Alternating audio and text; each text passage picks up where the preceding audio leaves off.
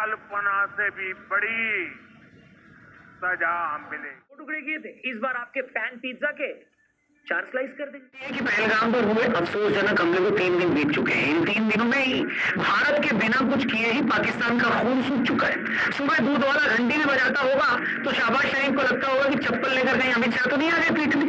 कोई जोर से डकार भी मार दे तो जिहादी मुनीर को लगता है कि किसी ने उसकी छत पर बम तो नहीं फेंक दिया। सोते वक्त पाकिस्तान के रक्षा मंत्री ख्वाजा आसिफ का अपना ही हाथ अपने मुंह पर लग जाए तो डर के मारे उनकी चीख निकल जाती है। एक वक्त जो बेगैरत हाफिज सईद भारत को धमकी देता था कि अगर हिंदुस्तान ने पाकिस्तान का पानी रोका तो खून की नदियां बहा देंगे, सुना है जब से मोदी ने पाताल से ढूंढकर मारने की धमकी दी है तब से वो अपने खुद के जांघिए में मुंह छिपाकर बैठा है। ये औकात है इन बेशर्मों की। और अभी तो भारत ने कुछ किया भी नहीं है। अभी तो हमने सिर्फ इंडस वाटर ट्रीटी को सस्पेंड किया है। पाकिस्तान को समझ में आ गया है कि अगर सच में हिंदुस्तान ने आने वाले कुछ सालों में डैम बनाकर पाकिस्तान आने वाला सारा पानी रोक दिया तो वैसे ही सारे मारे जाएंगे। पाकिस्तान के 70% लोग आज भी खेती पर डिपेंड करते हैं। इस खेती के लिए 90% पानी भारत से आने वाली नदियों से मिलता है। अगर भारत ने ये पानी भी रोक दिया तो बिना युद्ध के ही ये भिखारी मुल्क जिंदा दफन हो जाएगा। 4 दिन हो गए आज से, तो मगर सरकार के एक मंत्री ने भी पाकिस्तान का नाम तक नहीं लिया। लेकिन ये बेगैरत अभी से खटारा मोटरसाइकिल की तरह धुआं छोड़ रहे लगातार। इनके मंत्री भारत को न्यूक्लियर बम की धमकी दे रहे हैं। और कोई आपने तमाशे करने पाकिस्तान के साथ। याद रहे कि शहीद जुल्फिकार अली भुट्टो ने इस मुल्क को न्यूक्लियर वेपन दिया था। एलओसी के पास इनके फौजी गोलाबारी कर रहे हैं। उनके उधार के लड़ाकू विमान बेवजह हवा में उड़कर तेल फूंक रहे हैं। और ये सब तब है जब भारत ने अब तक युद्ध की बात तक नहीं की है। हमने सिर्फ ये कहा है कि जो भी वहशी पहलगाम में जो वारदात हुई उसके पीछे हैं उनको छोड़ा नहीं जाएगा। लेकिन खुद वहशी होने के नाते पाकिस्तान को पता है कि अंकिल बात तो हमारी हो रही और हमारी तुड़ाई शुरू होने वाली है। मजा आएगा ना भिड़ो। और दोस्तों जैसी खबरें आ रही हैं ना, मैं दावा कर सकता हूं कि इस बार जो पाकिस्तान की हालत होगी, अगर सब कुछ उस प्लान के हिसाब से हुआ तो अगले सीजन में आईपीएल में आपको 10 की बजाय 12 टीमें दिखेंगी। तू समझा? हाँ। नहीं, तू समझा नहीं। पाकिस्तानी फौज ने जोश जोश में आकर पहलगाम में कत्लेआम तो कर दिया है। अब उसे भी ये समझ में आ रहा होगा कि इस बार मामला उनके हाथ से निकल गया है। आप खुद सोच कर देखिए, जिस मुल्क को $1-1 बिलियन की भीख मांगने के लिए सऊदी अरब से लेकर वर्ल्ड बैंक और चीन तक धक्के खाने पड़ते हैं, अगर ऐसे मुल्क को 10 दिन भी युद्ध लड़ना पड़ गया तो उनकी क्या हालत होगी? खत्म।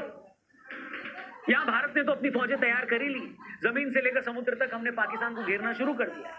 उधर पाकिस्तान में जो पाकिस्तान के दुश्मन बैठे हैं, वो लोग जिनका पाकिस्तानियों ने जीना मुहाल कर दिया है, वो भी इसे मौके के तौर पर देख रहे हैं। तालिबान और तहरीके तालिबान को लग रहा है कि इस मौके को हाथ से नहीं जाने देना चाहिए। तहरीके तालिबान और पीटीएम जैसे संगठन खैबर पख्तूनख्वा एरिया में पाकिस्तानी फौज से भिड़ रहे हैं। बलूच लिबरेशन आर्मी ने बलूचिस्तान में पाक फौज की वो हालत कर रखी है कि पाकिस्तानी फौज डर के मारे उन इलाकों में जाना भी नहीं चाहती। और सिंधु देश के लिए अलग से एक आंदोलन चल ही रहा है। पाकिस्तान की ये सोच कर 74 हो रखी है कि अगर अगले कुछ दिनों में हिंदुस्तानी फौज ने पाकिस्तान पर कोई हमला किया तो वो अपनी ईस्टर्न फ्रंट पर भारतीय फौज से निपटेंगे या वेस्टर्न फ्रंट पर तहरीके तालिबान से। ऊपर से जब से इमरान खान को पाक फौज ने जेल में डाला है, तब से इमरान के लाखों सपोर्टर्स भी पाक फौज के खिलाफ है। इन लोगों को संभालना भी पाक फौज के लिए बड़ा चैलेंज। ऐसे में भारत ने अगर पाकिस्तान में कोई बड़ा हमला किया तो महज कुछ ही दिनों क्या घंटों में ही पाकिस्तानी फौज के हाथ से निकल सकता है। तहरीके तालिबान के लोग कोई भी ऑपरेशन करके अफगानिस्तान में भाग जाते हैं। उन पर काबू करना पाकिस्तान के लिए मुश्किल है। बहुत सारे मिलिटेंट ग्रुप ऐसे हैं जो ईरान से भी ऑपरेट करते हैं। इस बीच भारत से भी लड़ाई अगर शुरू हुई तो पाकिस्तानी फौज के बूते की बात ही नहीं है कि वो सभी फ्रंट पर एक साथ लड़ पाए। एक्सपर्ट्स तो यहाँ तक बोल रहे हैं कि अगर भारत ने बॉर्डर पर मिलिट्री भी डिप्लॉय कर दी और बदले में पाकिस्तान को अपनी फौज भी बॉर्डर पर कुछ महीने लगानी पड़ गई तो उसी का इतना खर्चा हो जाएगा कि उसी में बर्बाद हो जाएगा। इसी सब के चलते पाकिस्तानी नेताओं को और पाक फौज को कुछ समझ ही नहीं आ रहा है कि क्या बोलना है। कुछ बेचारे तो बड़ी ही घबराई हुई जबान में एक तरह से रहम की भीख मांग रहे हैं। बोल रहे हैं कि हमें उम्मीद है कि हिंदुस्तान कोई बड़ा कदम नहीं उठाएगा। कुछ सिरफिरे घबराहट में न्यूक्लियर बम की धमकी दे रहे हैं। याद रहे कि शहीद जुल्फिकार अली भुट्टो ने इस मुल्क को न्यूक्लियर वेपन दिया था। मतलब तुम्हारे पास न्यूक्लियर बम है तो भारत ने न्यूक्लियर बम के नाम पर क्या प्याज इकट्ठा कर रखे हैं? बताओ। हम तो फिर भी 1.5 अरब हैं। खुद पाकिस्तानी एक्सपर्ट्स कहते हैं कि भैया अगर न्यूक्लियर वॉर हुई और आपने कितने भी बंदे मार दिए तब भी हिंदुस्तान में इतने लोग बच जाएंगे कि वो मुल्क फिर से खड़ा हो जाएगा, मगर हम तो पूरी तरह बर्बाद हो जाएंगे। और परमाणु बम क्या कोई दिवाली का लहसुन बम है क्या? हेलो, स्टडी के हिसाब से अगर भारत पाकिस्तान में परमाणु वॉर हुआ तो 5 से 12 करोड़ लोग तो इंस्टेंट मर जाएंगे। इसके बाद के सालों में आगे आने वाले सालों में करोड़ों लोग इसके साइड इफेक्ट से मरेंगे। कहते हैं कि अगर परमाणु युद्ध हुआ तो उससे इतनी राख उठेगी कि कई सालों तक आपको सूरज की रोशनी भी देखने को नहीं मिलेगी। दुनिया में 15 सालों तक खाने की पैदावार कम हो जाएगी। 2 अरब के आसपास लोगों को खाने को नहीं मिलेगा। ओजोन लेयर और चौड़ी हो जाएगी। इसके अलावा नदियों का पानी इस्तेमाल करने लायक नहीं रहेगा और भी न जाने क्या क्या हो। तो ऐसा तो नहीं है ना कि आपने परमाणु बम मारा और सामने वाला तबाह हो गया और आप जीत गए।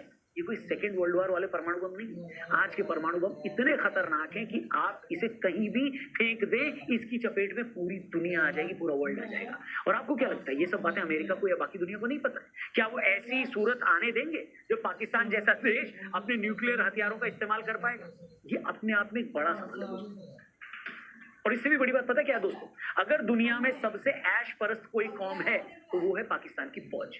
मतलब एक ऐसी कौम जिसको अय्याशी की आदत है, मुफ्त के पैसे की, दारूबाजी की आदत है, जिन्होंने पूरी दुनिया में अपनी प्रॉपर्टी बना रखी हो। क्या ऐसे लोग कभी मरना चाहेंगे? बिल्कुल नहीं। मरते हैं कम पढ़े लिखे अनपढ़ जिहादी, जिन्हें पढ़े लिखे फौजी अफसर जिहाद के लिए तैयार करें। लेकिन जब बात खुद की जान पर आ जाएगी तो सबसे पहले यही फौजी अफसर देश छोड़कर भागेंगे। मैं बता रहा हूँ, यकीन ना आए तो इंटरनेट पर जाकर खुद ये चेक करके देख लो कि जितने भी बड़े पाकिस्तान के जो ये फौजी अफसर हैं, ये रिटायरमेंट के बाद कहाँ सेटल हुए, इनकी कितनी जमीन है। कहने का मतलब ये है कि जो लोग इतने अय्याश और बेईमान हों, उन्हें अपनी जान सबसे ज्यादा प्यारी होती है। ये मैं लिख कर देता हूँ। अगर भारत ने हमला किया, खुद इनकी जान पर आई, तो पाकिस्तान छोड़कर सबसे पहले यही लोग भागेंगे। इनफैक्ट ऐसे ही फौजियों, पाकिस्तान की फितरत और कश्मीर के बारे में, कश्मीर के जो हालात है उन सब के बारे में कुछ दिन पहले हमने अपने पॉडकास्ट पे lieutenant general DP Pande sir से बात करी थी। अमेजिंग पॉडकास्ट है, एपिसोड का लिंक डिस्क्रिप्शन में दिया है, इसे जरूर देखना। आगे बढ़ते हैं। वेल, पिछली 4 जंगों में इनका क्या हश्र हुआ ये सबको पता है। 1947 में देश आजाद होते ही कबायलियों के भेष में पाक फौजी कश्मीर में घुस आए थे, तो हमने आज के पीओके पर कब्जा कर लिया था। 65 में अयूब खान के टाइम पर फिर पाकिस्तान ने युद्ध छेड़ा तो हमने 17 दिनों में उनकी नानी याद दिला दी। 71 की लड़ाई में तो पाकिस्तान के 2 टुकड़े ही हो गए। 90,000 पाकिस्तानी फौजियों को मुर्गा बनाकर उनके जो पिछवाड़े लाल किए थे वो अलग। और 99 में जनरल मुशर्रफ ने करगिल करके पूरी दुनिया में पाकिस्तान की बेइज्जती करवाई।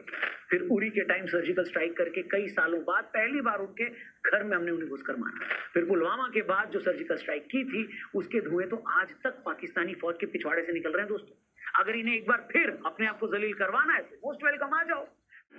देखिए, मैं फिर से कह दूं, वॉर की बात करना, युद्ध की बात करना कोई अच्छी बात नहीं होती। असल युद्ध होते भी बहुत खतरनाक है। लोगों की जानें जाती हैं, देश पीछे चले जाते हैं, काम धंधे बर्बाद हो जाते हैं। लेकिन कभी कभी परमानेंट शांति के लिए युद्ध जरूरी भी होते हैं। युद्ध जरूरी होते हैं तभी तो आप हमारे एक भी ऐसे देवी देवता बता दीजिए जिनके पास अस्त्र शस्त्र ना हो। वो अस्त्र शस्त्र रखते थे, इसका मतलब ये नहीं था कि वो हिंसक थे। इसका मतलब ये था कि जहां भी असुर दिखें, जब भी धर्म की स्थापना करनी हो तो वो अपने अस्त्र चला सके। और ये कहने में मुझे कोई अर्ज नहीं है दोस्तों कि आज जितने भी लोग पाकिस्तान के कुकर्मों पर पानी डाल रहे हैं, ये बोलकर एजेंडा चला रहे हैं कि फला पार्टी तो अपने फायदे के लिए लड़ाई की बात कर रही है, पाकिस्तानी तो हमारे भाई हैं, ये लोग भी इस लड़ाई में हमारे उतने ही बड़े दुश्मन है जितना बड़ा खुद पाकिस्तान है। क्योंकि पाकिस्तान को लेकर तो पता है कि वो दुश्मन है।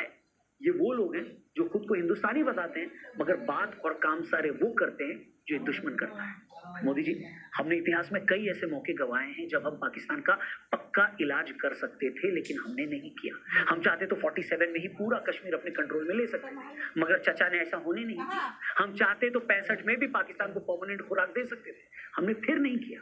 हमने 71 की जंग में भी पाकिस्तान का 5 से 6,000 वर्ग किलोमीटर का हिस्सा कब्जा लिया था, जिसमें पंजाब, सिंध और जम्मू कश्मीर के कई इलाके थे, मगर शिमला एग्रीमेंट करके हमने पाकिस्तान को फिर बख्श दिया। 99 में करगिल के टाइम भी हम चाहते तो एलओसी क्रॉस कर सकते थे, उसी वक्त पीओके को वापस ले सकते थे, लेकिन तब भी हम रुक गए। लेकिन मोदी जी, इस बार ये गलती मत करिएगा, ये पूरा देश कह रहा है। आखिर कब तक हम इन जिहादियों को माफ करते रहेंगे? आखिर कब तक ये हर बार हमारी दरिया दिली का फायदा उठाकर फिर से हमें जख्मी करते रहे? 1000 साल का इतिहास रहा है कि धोखा देना इनकी फितरत है। पूरा देश चाहता है कि इजराइल के नक्शे कदम पर चलिए, अपने दुश्मन को उसके पैरों पर खड़े ही मत होने दीजिए, उसे इस लायक ही मत छोड़िए कि वो दोबारा कभी आंख दिखा पाए। जियाउल हक ने कहा था कि वो भारत को 1000 जख्म देना चाहते हैं। हम चाहते हैं कि पाकिस्तान के 1000 न सही दर्जनों टुकड़े तो कर ही दिए जाए। अपने बलूच भाइयों को, सिंधी भाइयों को, पश्तूनों को पाकिस्तानी फौज के कब्जे से आजादी दिलाई जाए। उन पाकिस्तानियों को भी ऐसी फौज से मुक्ति दिलाई